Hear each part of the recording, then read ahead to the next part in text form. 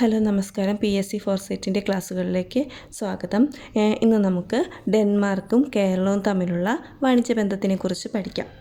കേരളത്തിൽ ഡെൻമാർക്കിന് 2 വാണിജ്യ കേന്ദ്രങ്ങളായിരുന്നു ഉണ്ടായിരുന്നത്, കുളച്ചലും ഇടവയും. ഡാനിഷുകാർ ഈയൻ, ചെമ്പ്, വെടിക്കോപ്പുകളെല്ലാം തിരുവിതാംകൂറിന് നൽകിയിട്ട് പകരം കുരുമുളക് ശേഖരിച്ച് കൊണ്ടുപോവുകയാണ് ചെയ്തിരുന്നത്. ഇവർ ഇവിടുത്തെ ആഭ്യന്തര കാര്യങ്ങളിലൊന്നും ഇടപെട്ടിരുന്നില്ല. കച്ചവടം മാത്രമായിരുന്നു ഇവരുടെ ലക്ഷ്യം.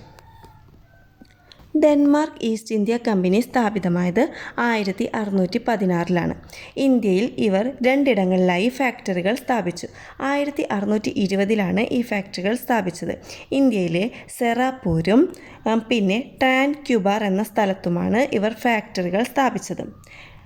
ട്രാൻക്യൂബാർ ഇപ്പോൾ അറിയപ്പെടുന്നത് തരംഗാംബാടി എന്ന പേരിലാണ്. ഇത് തമിഴ്നാട്ടിലാണ് ഈ സ്ഥലം സ്ഥിതി ചെയ്യുന്നത്.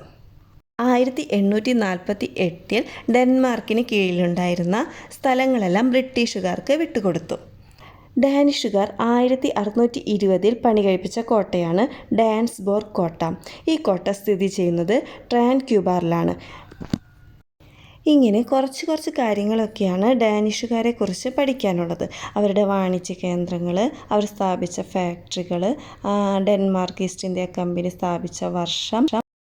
അപ്പോൾ എല്ലാവരും ക്ലാസ്സുകളൊക്കെ കേൾക്കുക. 2 ദിവസം കൂടുമ്പോൾ റിവിഷൻ നടത്തുക. പോയിൻറ്റുകളെല്ലാം നന്നായി ഓർമ്മയിൽ വെക്കുക.